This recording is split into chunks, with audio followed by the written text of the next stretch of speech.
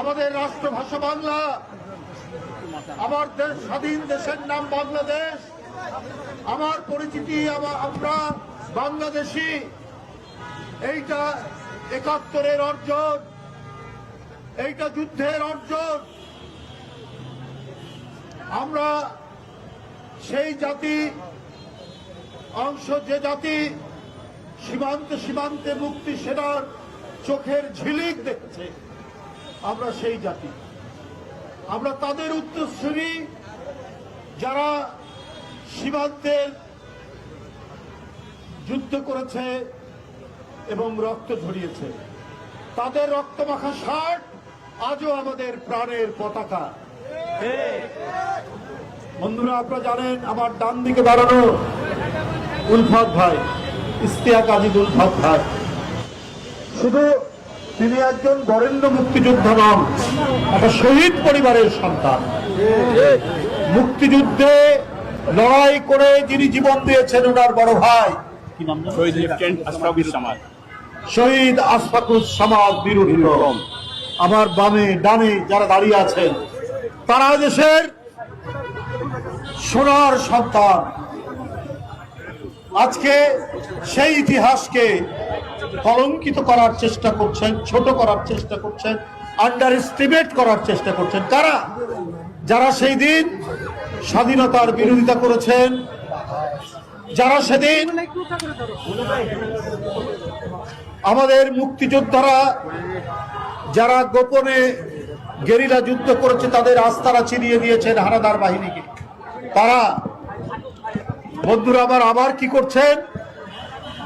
কারণ এদের বীরত্বের ইতিহাস নাই, শুধু আছে দালালির ইতিহাস। স্বাধীনতার পরেও সুবিধাবাদিতা আর দালালি করেছে তারা। যে ফ্যাসিস্ট এবং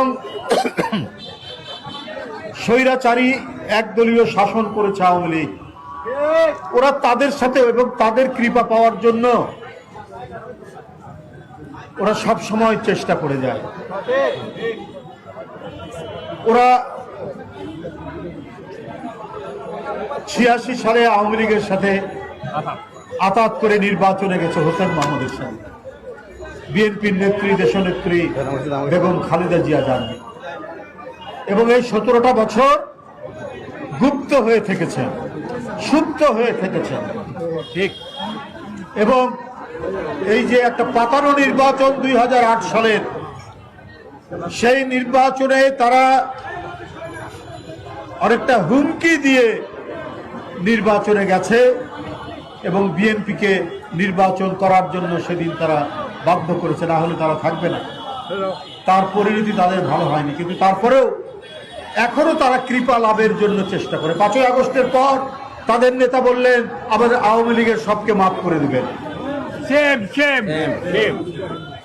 তাহলে মুগ্ধের আত্মদান বৃথা, তাহলে ওয়াসিম আকরামের আত্মদান বৃথা, তাহলে আপনার আবু সাইদের তার যে রক্ত ঝরালো, নিজের বুকে বুলেট বরণ করল, সেই আত্মদান বৃথা। আপনি তাদের রক্তকে মারিয়ে তাদের ক্ষমা করে দেবেন এবং বলেছেন পার্শ্ববর্তী দেশের সাথে সম্পর্ক গড়ে তুলবেন। এইটা জোরে সোরে বলেছেন। যারা আমাদের সীমান্তে আমাদের লোককে হত্যা করছে, যারা আমাদের নদীর পানি আঁকড়ে ধরে রেখেছে, যারা নিজের দেশে বাংলাদেশ বিরোধী প্রচারণা করছে প্রত্যেক দিন, তাদের সাথে তারা আতাত করবে, তাদের সাথে তারা সম্পর্ক গড়ে তুলবে।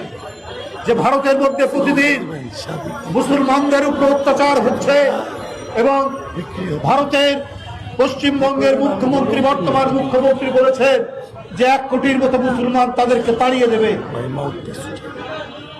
যারা ইসরায়েলের সাথে, ইসরায়েলকে বলে তাদের পিতৃভূমি, তাদের সাথে এই দলটি বাংলাদেশের জামাত ইসলাম তারা আঘাত করতে চায়, তাদের সাথে সম্পর্ক করতে চায়। করেন, ভালো কথা। কিন্তু জামাতে ইসলামের প্রধান তার যে সরকারি বাড়ি, সেই বাড়ির চারিদিকে চিত্র প্রদর্শনী করলেন। সেই চিত্র প্রদর্শনী ৭১ থেকে শুরু করে জুলাই পর্যন্ত, সেইখানে দেশের যিনি সর্বশ্রেষ্ঠ মুক্তিযোদ্ধা, স্বাধীনতার ঘোষক, তার কোনো ছবি নেই। পরে অনেক তারা ব্যাখ্যা দিচ্ছে, কিন্তু আমরা তাদের ছবির প্রকৃতি দেখলে পরে এবং সেখানে ৭ই মার্চের ভাষণ শেখ মুজিবুর রহমানের সেইটা তারা দিচ্ছেন, তো এটাই বোঝা যায় যে তাদের অন্তরের মধ্যে কি কাহিনী তারা লিপিবদ্ধ করছে, কি লিপিবদ্ধ করে রেখেছেন, কি কাহিনী। বন্ধুরা আস্তে আস্তে ভাই, বন্ধুরা আমার শুধু তাই নয়, তাদের একটি ছাত্র সংগঠন আছে। আপনারা জানেন রাজশাহী বিশ্ববিদ্যালয়ে ৭১-কে দাঁড়িপাল্লা আঁকিয়েছেন, ৭১-কে হালকা করে দেখাচ্ছেন, ৭১-এর পাল্লাটা উপরে উঠে গেছে আর জুলাইয়ের পাল্লাটা নিচে নেমে গেছে, ওজনে ভারী। এগুলা খুবই উদ্দেশ্য করে দিচ্ছে, এগুলো খুবই চক্রান্তমূলক। ৭১ আমাদের কাছে গৌরবদীপ্ত। আমরা ৭১-এর সেই উজ্জ্বল প্রজ্জ্বল সেই সময়ের যে জ্বলন্ত স্বাধীনতার আকাঙ্ক্ষা, তার সন্তান আমরা। সেই পথ ধরে আবার যখন অধিকার সংকুচিত হয়েছে, আবার যখন কথা বলার অধিকার কেড়ে নিয়েছে ফ্যাসিস্টরা, তার জন্যে জুলাই একটি মহা বিপ্লব তৈরি হয়েছিল। এটা ৭১-এর চেতনা আমাদের বুকের মধ্যে ছিল বলেই আমাদের সন্তানরা তাদের ক্লাসরুম থেকে বেরিয়ে, তাদের বিশ্ববিদ্যালয় শিক্ষা প্রতিষ্ঠান থেকে বেরিয়ে রাজপথে নেমে শেখ হাসিনার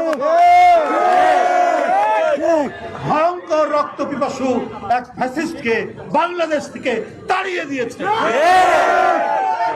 সুতরাং আজকে যারা ফ্যাসিবাদের উপাসনা করছেন, তাদেরকে সন্তুষ্ট করার চেষ্টা করছেন,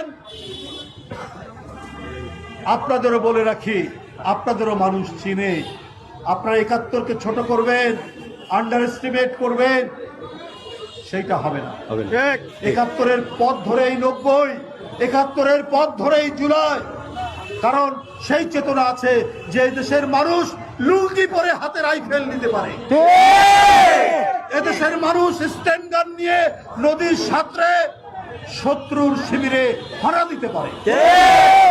সেটাই হচ্ছে আমাদের ইতিহাস, সেটাই আমাদের ঐতিহ্য, সেটাই আমাদের গর্বের সম্পদ, সেটাই উত্তরাধিকার হচ্ছে আজকের প্রজন্ম। বন্ধুরা আমার, তারাই জুলাই তৈরি করেছে। তাই আজকে খুব কৌশলে, খুবই চক্রান্তমূলক ভাবে, যেভাবে কোনটা বড় কোনটা ছোট এইটা করার চেষ্টা করছেন, এতে কোনো লাভ হবে না। বন্ধুরা আমার, এই জাতি স্বাধীন যেমন হয়েছে, তেমনি তার স্বাধীনতা রক্ষা করতেও জানে। স্বাধীনতা রক্ষার জন্য এদেশের ২০ কোটি মানুষ তারা সব সময় প্রস্তুত রয়েছে। আপনারা সব সময় লুকোচুরি করেছেন, আপনারা সব সময় দানবীয় শক্তির সাথে আঘাত করেছেন, এরশাদের সাথে করেছেন, বিভিন্ন সময় আপনারা করেছেন, চেষ্টা করেছেন। আর যখন এদেশের জনগণ লড়াই করছে ১৭ বছর, বিএনপি সেই লড়াইয়ের তার প্রধান সেনাপতি দেশনেত্রী বেগম খালেদা জিয়া এবং তার সুযোগ্য পুত্র আজকের প্রধানমন্ত্রী জনাব তারেক রহমানের নেতৃত্বে ঘাটে ঘাটে বন্দরে আপনার র্যাব এবং শেখ হাসিনার পেটুয়া পুলিশ বাহিনীর সেই তাণ্ডবের মুখেও তারা প্রতিরোধ করেছে। আমাদেরকে প্রেরণা যোগাবে এবং আমাদেরকে আবার প্রতিরোধ করতে এগিয়ে যাবে। এবং প্রজন্ম দল যৌথভাবে যে প্রতিবাদ বিক্ষোভ মিছিল করেছেন, আমি তাদের বিক্ষোভ মিছিলের সাধুবাদ জানাই, তাদের সাফল্য কামনা করি এবং তারা সাদা প্রস্তুত থাকবে, কারণ তাদের নেতৃত্ব দিচ্ছেন ৭১-এর রণাঙ্গনের মুক্তিযোদ্ধারা। সুতরাং তাদের সেই অবদান আজকে নতুন প্রজন্ম তারা স্মরণ করবে, যে কোনো চক্রান্ত প্রতিহত করতে তারা দৃঢ় অঙ্গীকারবদ্ধ থাকবে। আপনাদের সকলকে ধন্যবাদ। খোদা হাফেজ। বাংলাদেশ জিন্দাবাদ।